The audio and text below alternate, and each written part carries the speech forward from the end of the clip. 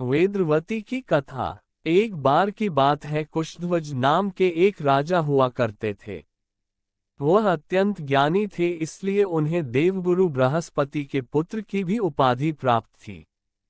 उनकी एक पुत्री थी जो कि अपने जन्म के समय रोने की स्थान पर वेदों की महिमा गाने लगी, जिससे खुश होकर उसके माता पिता ने उस कन्या का नाम वेदवती रखा दिया। वेदवती भगवान विष्णु की बहुत पूजा किया करती तथा उनको बहुत मानती थी। एक बार की बात है, वेदवती तप करने बैठी थी। उसे तप करते करते हुए करीब 3 दिवस पूरे हो गए थे। वह भूखी प्यासी थी। उनके पिता कुशध्वज से ये देखा नहीं जा रहा था और वह चिंतित हो उठे। उन्होंने वेदवती की तपस्या भंग करने का निश्चय किया। तभी वातावरण में नारायण नारायण की ध्वनि उत्पन्न हुई। वह ध्वनि देवऋषि नारद के अलावा और किसकी हो सकती थी।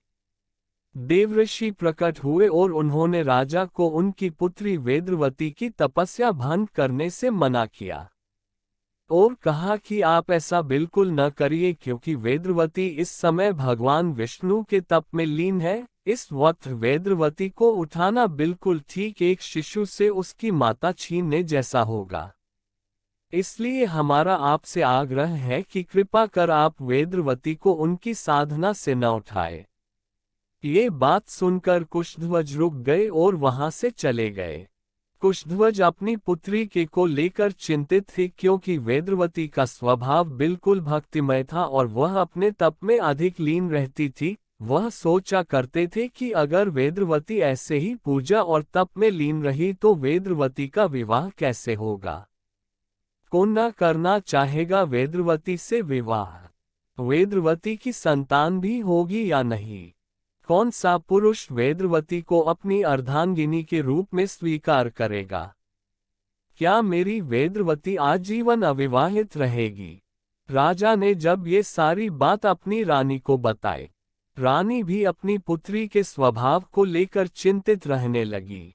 फिर उनके अंधकार भरे जीवन में एक ज्योत जली जब वेदवती ने एक दिन अपने पिता से कहा कि उसने अपने लिए एक वर पसंद कर लिया है। ये सुनकर राजा कुशध्वज बहुत प्रसन्न हुए और वह अति प्रशंसा के भाव में वेदवती से कहने लगे कि पुत्री, मुझे तुमसे यही आशा थी कि तुम अपने योग्य एक वर का चयन अवश्य कर लोगी। मुझे पूर्ण विश्वास है कि तुमने जिस वर का चयन किया होगा वह वर निस्संदेह अति मनमोहक तथा अति ज्ञानी होगा, परंतु उस वर का नाम तो बताओ और वह रहता कहाँ है, ताकि हम उसके पास तुम्हारा विवाह प्रस्ताव रख सके।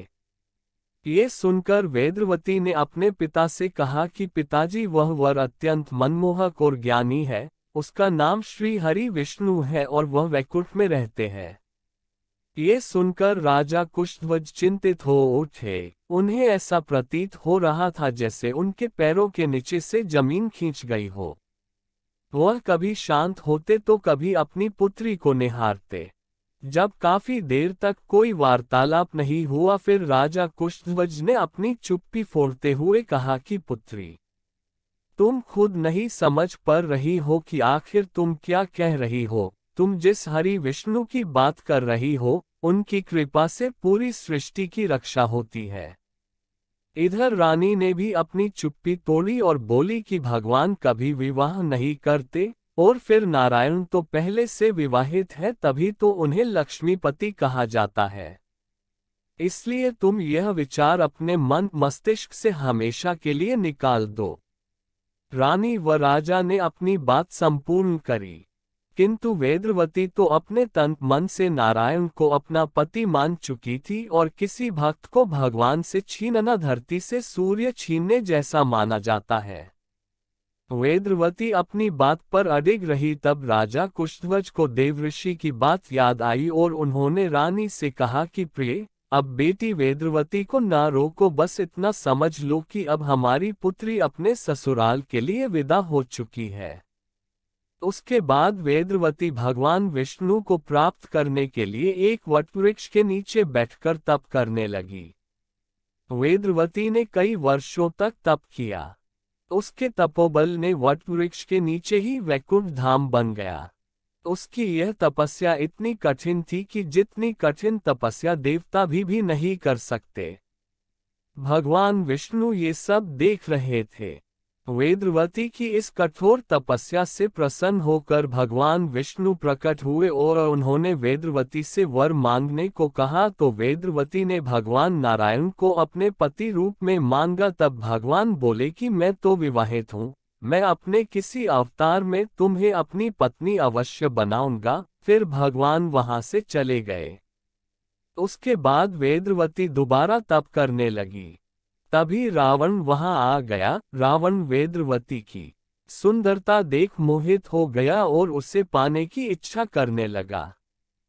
तब वेदवती ने गुस्से में रावण को श्राप दिया कि वेदवती ही रावण के वध का कारण बनेगी। फिर वेदवती रथ पर सवार होकर स्वर्ग की ओर चली गई। समय बीता और एक दिन रावण सीता का अपहरण करने आ गया। उस समय वेदवती ने सीता का रूप धारण करा और रावण ने वेदवती का ही अपहरण किया था।